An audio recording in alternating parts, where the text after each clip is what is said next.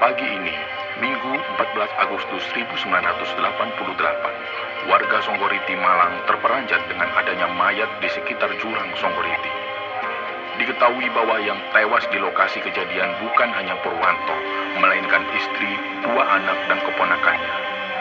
Polisi kemudian mengungkap motif pembunuhan adalah hutang piutang berjumlah puluhan juta rupiah yang terkait dengan pengelolaan Wisma Happy di lokalisasi Doli, Surabaya. Bismillahirrahmanirrahim. Assalamualaikum warahmatullahi wabarakatuh. Sobat Kembara Sunyi dimanapun teman-teman berada, senang sekali akhirnya saya bisa bercerita kembali di Kembara Sunyi menemani hari-hari teman-teman sekalian. Pada kesempatan malam ini saya akan bercerita tentang kejadian yang pernah dialami oleh sobat kembara yang bernama Andi dan Mario, di mana kisah ini adalah kelanjutan dari kisah sebelumnya yang berjudul Berasa. Jadi bagi teman-teman yang belum menonton episode Berasa, silakan ditonton dulu dan akan saya lanjutkan ceritanya di sini. Dan untuk teman-teman yang sedang nonton tayangan ini dan belum juga subscribe, yuk subscribe sekarang juga agar kami lebih bersemangat lagi dalam membuat konten-konten terbaru di Kembara Sunyi. Dan untuk teman-teman yang telah mendukung kami sejauh ini, kami ucapkan terima kasih. Semoga amal kebaikan teman-teman dibalas oleh Allah Subhanahu wa Ta'ala.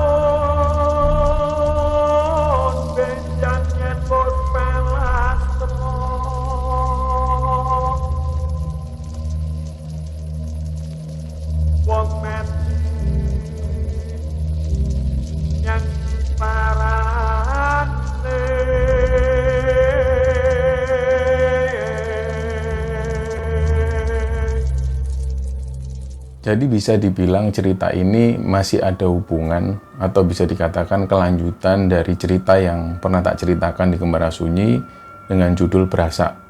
Jadi teman-teman yang belum nonton episode Berasa bisa nonton videonya dulu dengan judul Berasa.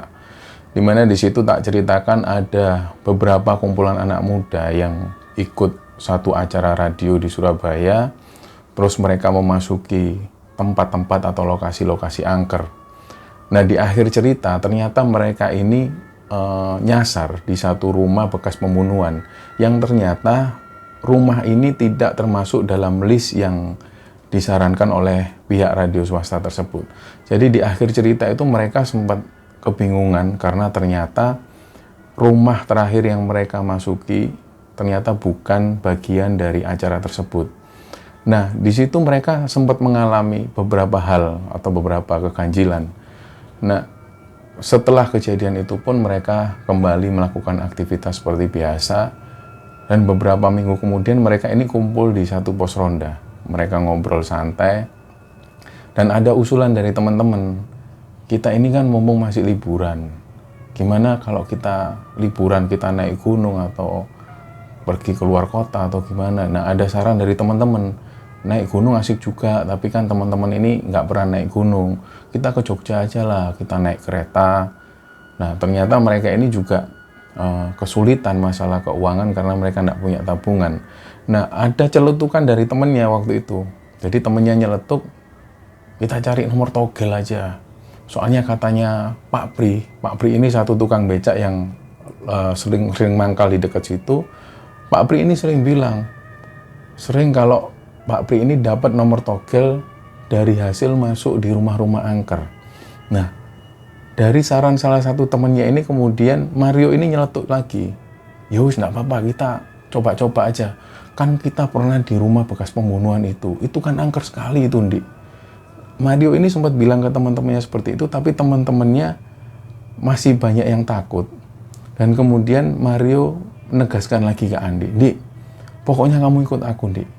Kita tanya ke Pak Pri gimana cara ritualnya supaya kita bisa dapat nomor togel. Kan lumayan kita bisa jalan-jalan ke Jogja. Nah, akhirnya Andi ini mengiyakan usulan dari Mario. Malam itu juga mereka pun menuju ke Pak Pri ini. Jadi di situ Pak Pri lagi duduk-duduk di atas becak nunggu penumpang, karena di situ adalah pangkalan becak dan Pak Pri dan tukang becak lainnya sering mangkal di situ. Mario dan Andi ini kemudian mendatangi Pak Pri terus tanya, "Pak Pri, kita ini mau tanya, takon opo le?" Gitu. "Ini kita ini loh mau cari nomor togel Pak Pri." Nah Pak Pri ini, karena Pak Pri ini juga kenal dengan orang tua mereka, nah Pak Pri ini bilang, "Wes ojo aneh-aneh, nanti aku dimarahin orang tuamu malah repot aku." "Nggak Pak Pri, kita serius Pak Pri. Aku pengen cari nomor togel, ada tempat yang bagus ini, tempatnya angker gitu." "Loh, di mana itu tempat angker?"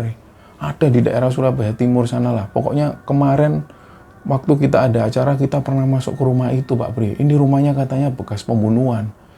Kita pasti dapat nomor di situ.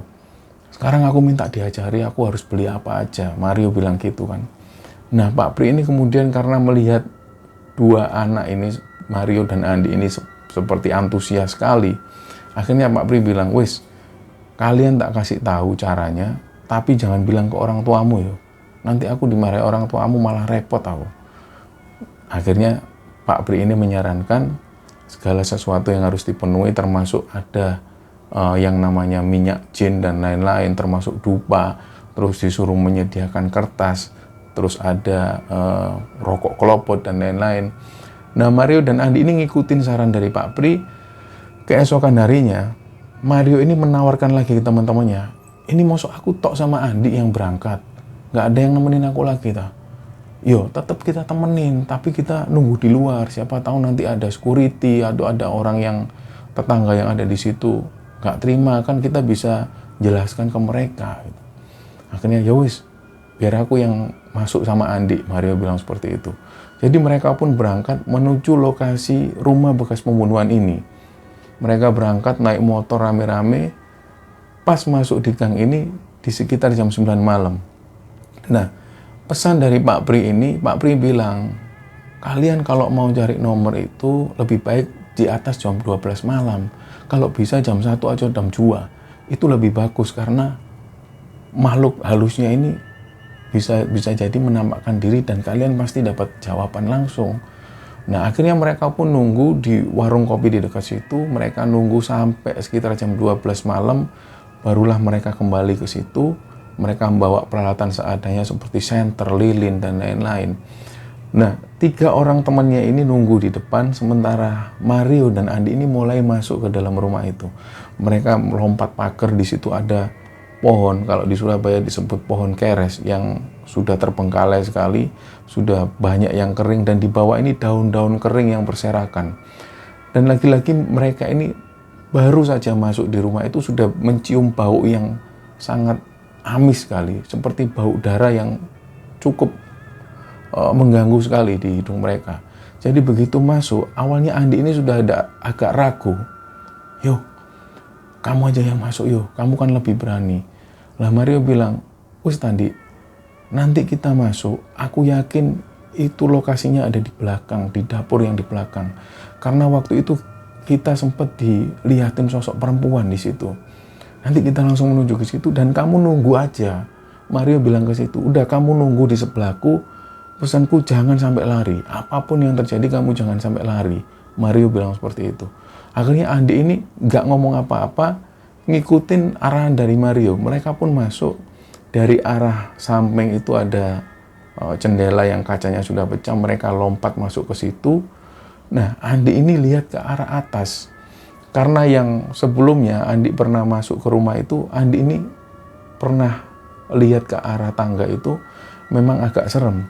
Jadi Andi ini sekali lagi dia melihat ke arah tangga atas.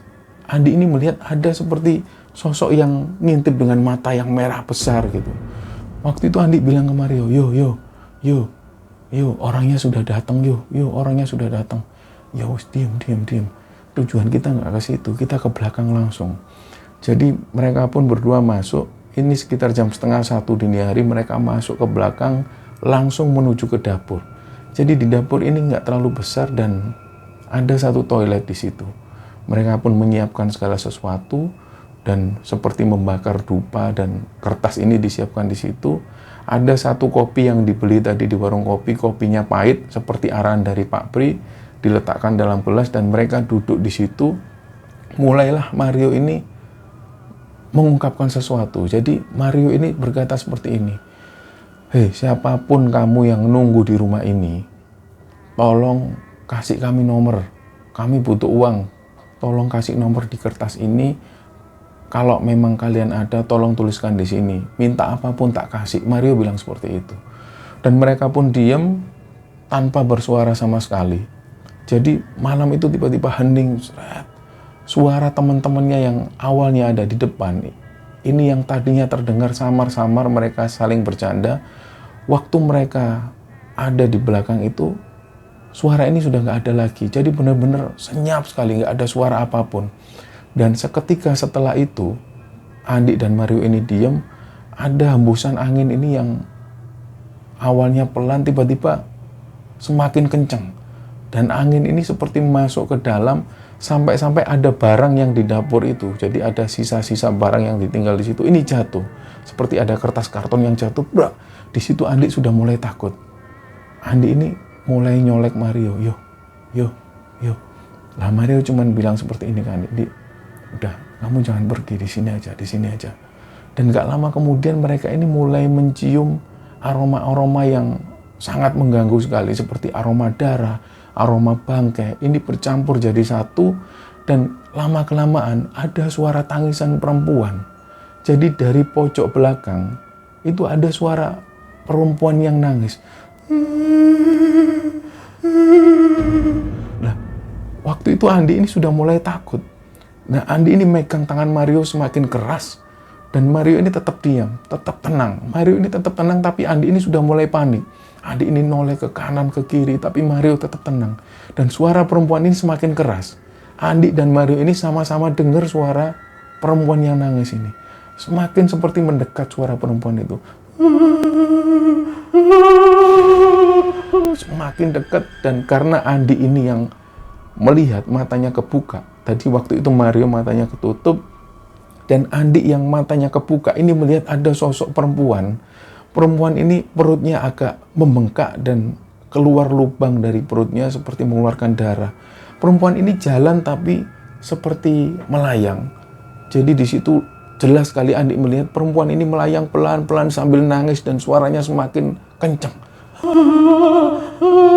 Tapi Mario tetap tenang. Nah, Andi yang melihat persis posisi perempuan ini nangis dan jalan, Andi ini pun lari ke depan.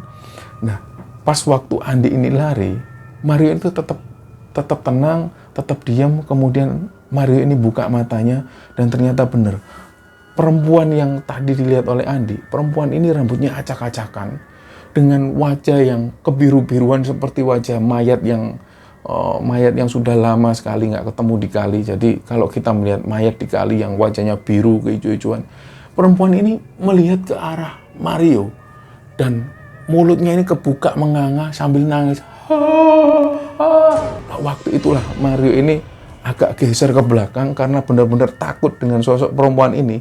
Jadi benar-benar geser dan Mario ini jalan pelan-pelan kemudian lari ke depan. Begitu di depan itu teman-temannya ini agak panik, jadi saling ngobrol. Jadi nunggu Mario, ternyata ada Andi yang itu, dan ternyata Mario kelihatan keluar. Teman-temannya manggil, ayo yuk, keluar yuk, ayo yuk. Jadi begitu Mario ini loncat dari pagar, mereka pun langsung keluar tancap gas. Dan pada waktu itu ada satu tetangga yang rumahnya nggak jauh dari rumah bekas pembantaian ini, keluar dari rumah karena melihat atau mendengar ada keributan. Woi, karena dikira maling pada waktu itu mereka teriak-teriak. Dan satu tetangga ini keluar, woi. Nah, karena mereka ini sudah terlanjur takut, mereka pun pergi. Sampainya di rumah, mereka pulang ke rumah masing-masing, dan sampai subuh hari itu mereka nggak bisa tidur, terutama Mario dan Andi ini. Keesokan harinya pun mereka kumpul lagi, mereka cerita ke Pak Pri. Pak Pri tanya, gimana, kemarin gimana? Nggak kuat Pak Pri, itu si Andi lari duluan. Nah, Andi bilang, lah gimana? Aku itu ngelihat Pak Pri, ada sosok perempuan itu loh Pak Pri. Bener-bener kayak melayang dan dia ini nangis. Perutnya ini seperti buncit, kayak orang hamil terus keluar darahnya. Lah Pak Pri itu yang dengar cerita dari Andi dan Mario itu agak bengong. Itu benar-benar kelihatan gitu, Pak Pri bilang. Iya, Pak. Benar-benar perempuan ini kelihatan nyata, dia ini kayak melayang jalan pelan gitu. Loh, Pak Pri itu yang denger gitu, sik, kalian ini di rumah bekas pembunuhan yang di mana? Itu loh Pak Pri, yang di daerah Surabaya Timur. Ya kita ini nggak tahu sejarah rumah itu. Pokoknya kata orang di situ, ini rumah ini bekas pembunuhan. Nah, Pak Pri sendiri nggak tahu tentang rumah tersebut sejarahnya seperti apa. Nah, Pak Pri tanya lagi ke Mario dan Andi, terus gimana nomornya? Dikasih nggak? Ya nggak sempat Pak Pri. Nah, Pak Pri bilang ke ini, itu kalau kalian berani ambil kertas yang ada di sana, itu pasti sudah ditulis, pasti sudah ada nomornya. Coba kalian kembali ke sana lagi.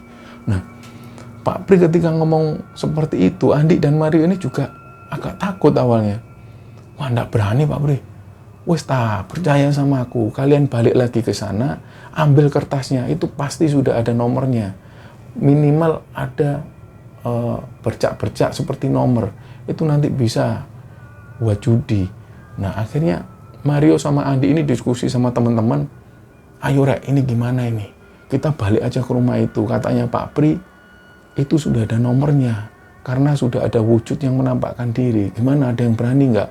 Lah teman-temannya ini diam semua karena benar-benar takut dengan kejadian yang dialami Andi dan Mario waktu itu.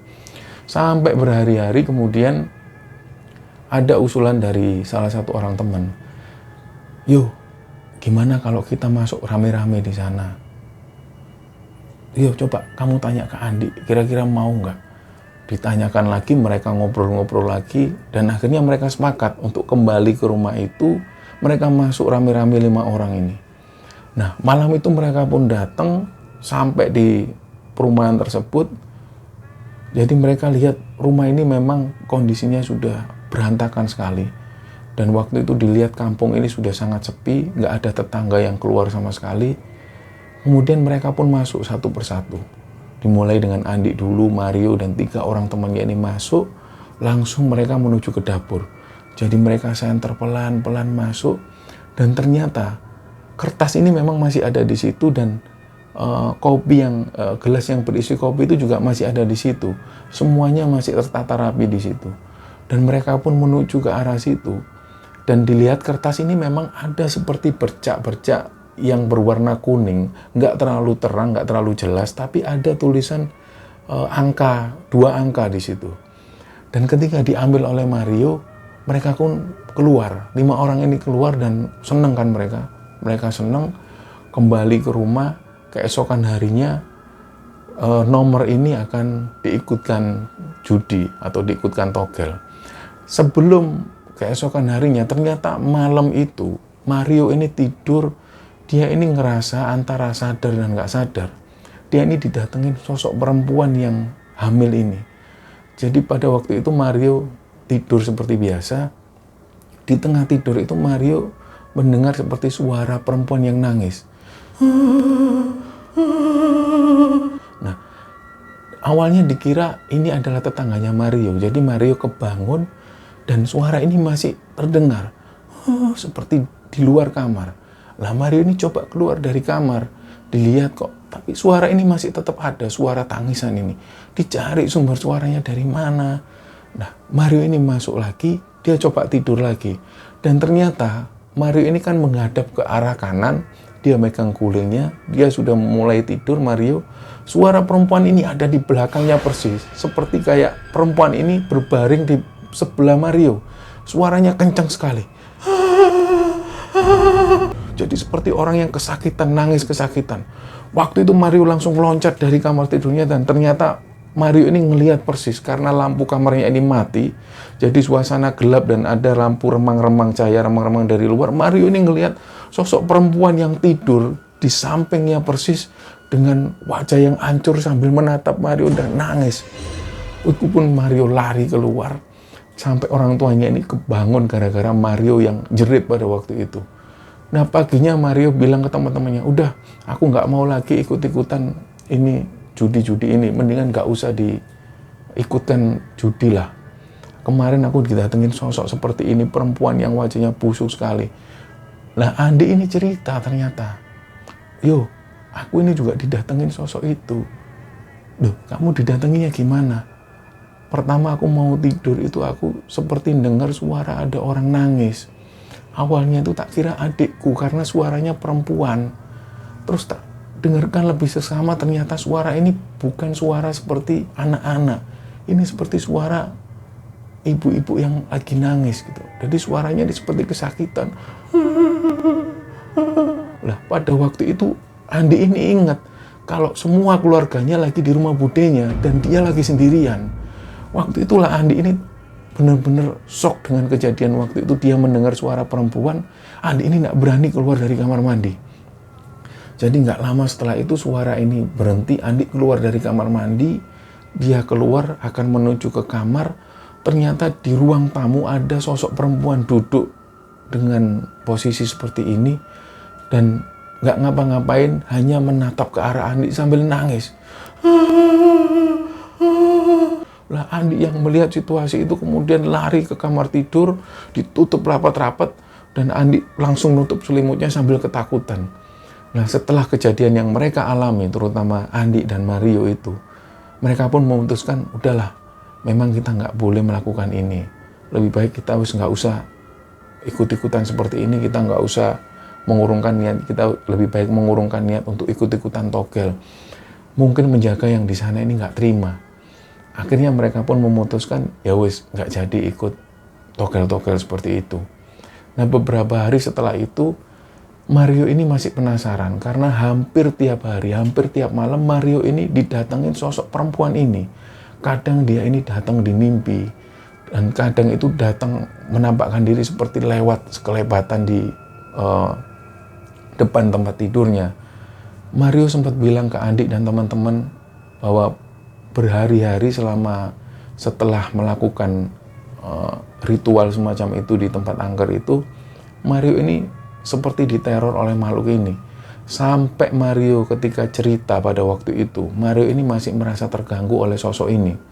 Mario juga cerita pada waktu dia tidur, mimpi itu dia didatengin sosok yang hamil. Jadi sosok perempuan hamil ini sambil berdiri dan jalan tertatih-tatih sambil seperti manggil Mario, Mas, sambil nangis seperti itu. Dan dari perutnya ini berlubang dan mengeluarkan darah. Jadi gangguan-gangguan yang dialami Mario inilah yang membuat Mario ini nggak nyaman. Dan Mario ini berencana untuk kembali ke rumah itu, ingin tahu tentang informasi sebenarnya apa yang sudah terjadi dengan rumah angker itu. Jadi waktu itu Mario ditemani oleh Andi dan teman-temannya. Dia ini cari informasi. Awalnya Mario cari informasi di warung kopi di dekat situ, ternyata orang-orang di sana nggak tahu menahu tentang sejarah rumah itu. Nggak lama kemudian ada salah satu orang yang kebetulan ngopi di sana. Dia bilang, Mas, kalau sampean pengen tahu tentang sejarah rumah itu dulu pernah terjadi pembunuhan di sekitar tahun 88. Kalau masnya pengen tahu, tanya namanya Pak Topa, dia dulu mantan ketua RT. Sekarang orangnya lagi ada di rumah kebetulan. Coba tanya di situ, rumahnya nggak jauh dari lokasi rumah angker itu. Nah, tanpa pikir panjang mereka pun menemui yang namanya Pak Topa itu. Awalnya mereka mengutarakan bahwa mereka ingin tahu tentang sejarah rumah tersebut karena beberapa waktu yang lalu mereka melakukan hal yang nggak boleh dilakukan, yaitu masuk di rumah tersebut dan melakukan ritual mencari nomor togel. Awalnya Pak Topa ini sempat marah. Pak Topa bilang ke orang-orang, ke anak-anak ini, oh jadi kalian ya yang kapan hari malam-malam itu nyetater sepeda motor sampai keras itu malam-malam. Terus tak teriakin, weh. Iya Pak, kami mohon maaf Pak, itu memang kami karena waktu itu kami ini gelap mata Pak. Jadi kami berencana mau cari nomor togel di situ. Nah akhirnya Pak Topa cerita, ya wes sekarang kalian ini mau apa? Mereka ini bilang kalau pengen tahu tentang sejarah rumah ini. Akhirnya Pak Topa cerita, ternyata di rumah ini pernah ada satu kejadian pembunuhan yang terjadi di tahun 88. Jadi ceritanya di dekat area situ memang ada lokalisasi yang mungkin teman-teman juga tahu, lokalisasi di Surabaya yang terbesar se-Asia Tenggara yang saat ini sudah ditutup.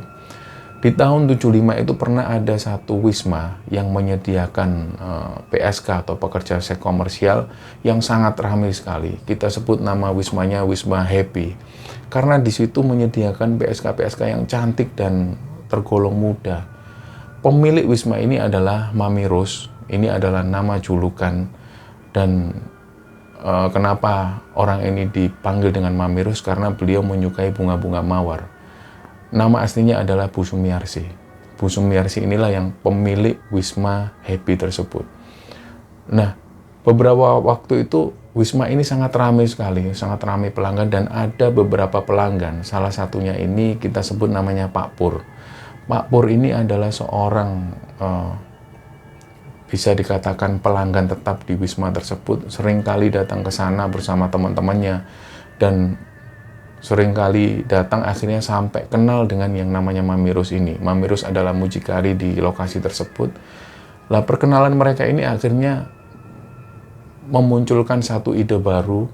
Pak Pur ini melihat bisnis ini sangat menggiurkan sekali. Akhirnya Pak Pur bilang ke Mami Ros, gimana kalau kita buka wisma baru, aku yang urunan, jadi aku yang ngasih dananya. Nanti setiap 1 bulan sekali kamu setor ke aku 20 juta. Pak Pur bilang seperti itu ke Mami Ros. Akhirnya mereka pun sepakat. Ada wisma baru, kita sebut namanya Wisma Sumber Rezeki. Jadi setelah wisma ini berdiri, ramai sekali. Dan Mami Ros setiap bulan menyetor 20 juta ke Pak Pur. Sampai pada akhirnya wisma atau lokalisasi di Doli ini kembali sepi karena ada isu, ada PSK yang dijual di sana di usia 12 tahun ke bawah. Jadi akhirnya dilakukan penggerbekan dan lokalisasi ini kembali sepi.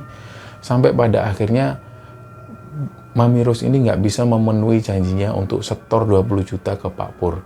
Akhirnya pada waktu itu Pak Pur ini sering marah. Pak Pur ini sering melakukan teror ke Mami Ros. Sampai sering kali mengobrak-abrik wismanya. Dan terakhir Pak Pur ini melihat Mami Ros ini punya anak perempuan usianya 15 tahun. Kita sebut namanya Wati. Pak Pur ini bilang ke Mami Ros, "Dah, kamu ndak apa-apa, bayarnya telat-telat asalkan anakmu bisa tak pakai." Dalam artian anaknya ini bisa disetubui. Mendengar hal itu, Mami Ros ini agak tersinggung dengan omongan Pak Pur. Kemudian nggak lama setelah itu, Wati, anaknya Mami Ros ini dinikahkan supaya nggak diganggu lagi oleh Pak Pur. Tapi setelah kejadian itu, teror-teror yang dilakukan oleh Pak Pur ini nggak kunjung reda. Pak Pur ini sering kali mengobrak-ngabrik, bahkan meneror Mami Ros untuk disuruh membayar 20 juta per bulan. Sampai akhirnya mungkin pada satu titik Mami Ros ini ngerasa hidupnya penuh teror dan selalu dalam ancaman. Akhirnya Mami Ros ini memutuskan untuk melakukan satu pembunuhan kepada Pak Pur. Jadi siang itu Mami Ros mengajak anaknya, ngajak suami dan juga ngajak mantunya. Mami Ros ini mendatangi rumah Pak Pur di daerah Surabaya Timur itu. Awalnya kedatangan Mami Ros dan orang-orang ini nggak dicurigai sama sekali oleh Pak Pur. Karena memang mereka terkenal akrab sekali sebelumnya. Dan ketika datang tanpa pikir panjang, beberapa dari mereka ini, komplotan dari Mami Ros ini langsung menusuk tubuh dari Pak Pur. Dan Pak Pur ini sempat melawan. Kemudian istri Pak Pur ini yang pada waktu itu dalam kondisi hamil, dia keluar dan menjerit teriak-teriak. Dan gak lama kemudian 2 anak Pak Pur yang ada di belakang itu keluar juga dan seolah melawan. Tapi karena di situ banyak yang membantu Mami Ros, jadi ada suaminya, ada anaknya, juga ada mantunya. Ini ikut membunuh semua. Dan semua yang ada di situ dibunuh, semua dibantai di situ. Gak ada yang tersisa sama sekali. Kemudian mayatnya dimasukkan di mobil yang ada di sana, mobil dari milik Pak Pur, dan dilarikan menuju ke area Batu.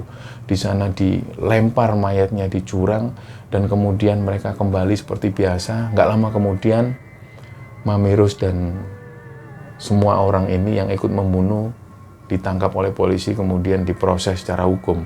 Sampai kemudian terdengar kabar di tahun 2008 kemarin, Mami Ros atau Sumiarsi ini dieksekusi mati.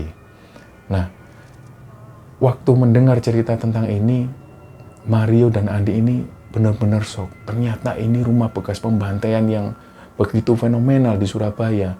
Mereka ini tahu tentang cerita itu, tahu tentang pembunuhan Sumiarsi ini, tapi mereka nggak tahu lokasi pembunuhannya di mana.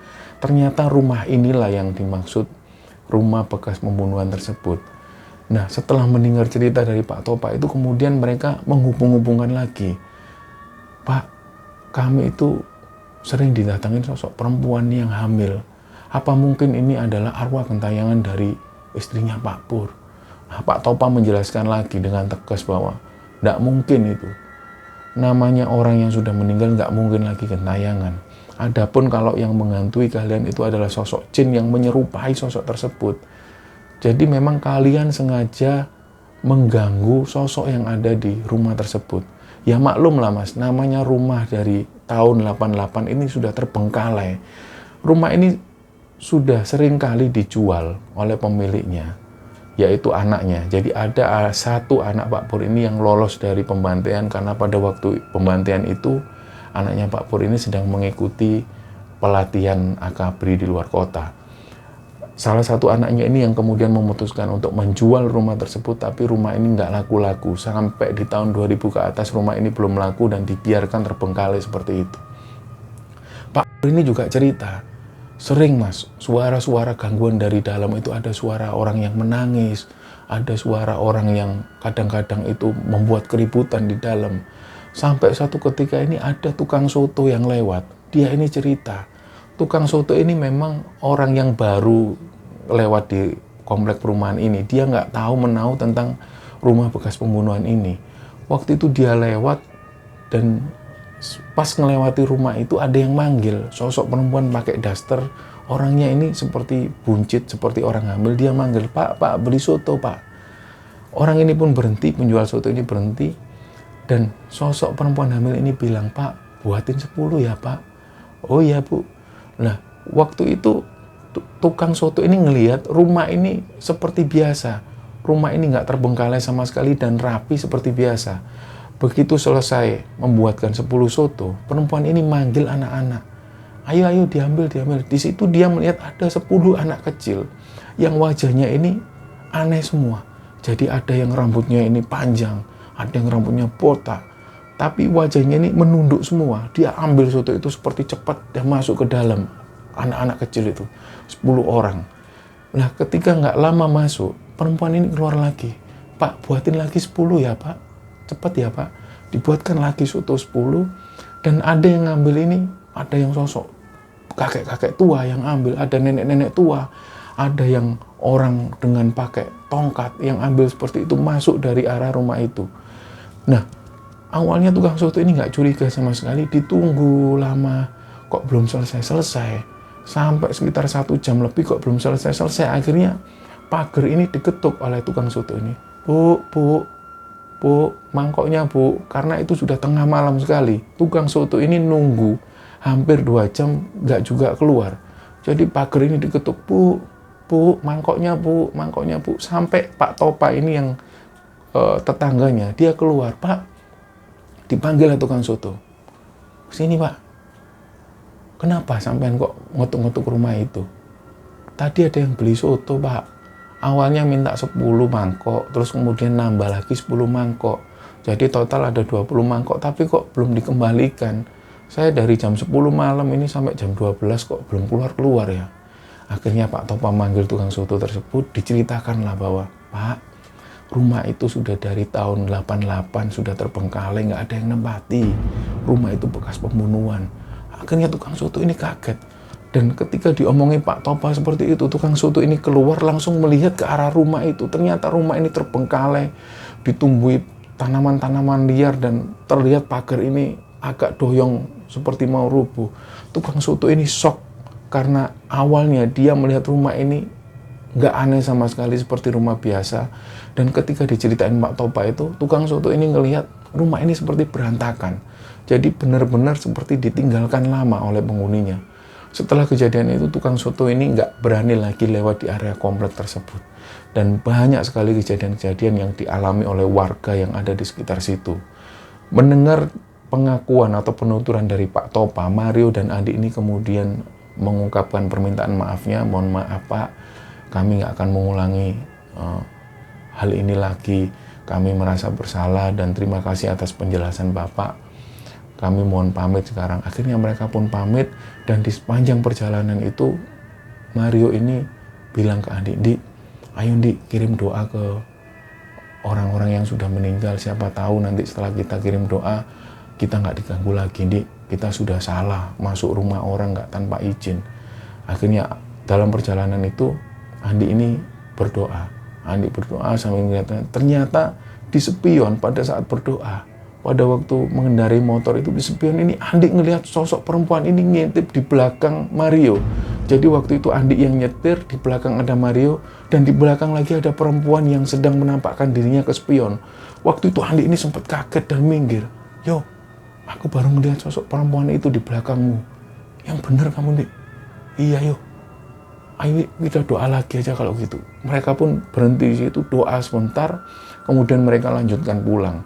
Dan setelah kejadian itu, alhamdulillah mereka nggak mengalami kejadian-kejadian aneh, dan sosok ini nggak lagi mendatangi sosok Mario dan Andi.